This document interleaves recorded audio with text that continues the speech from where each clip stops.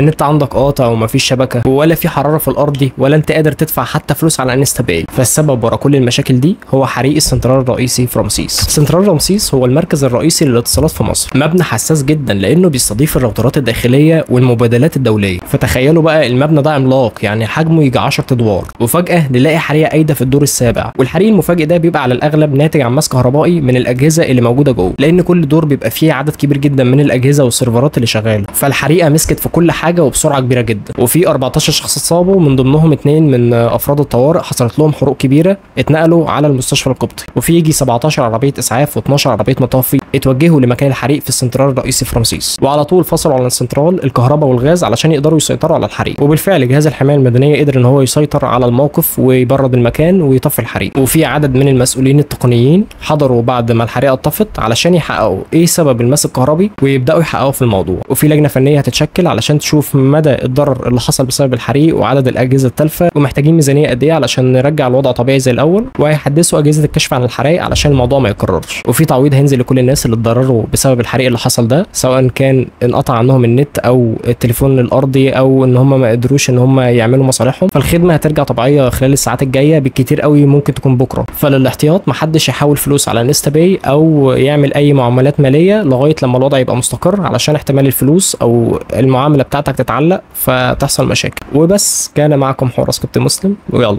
اقعدوا بالعافيه.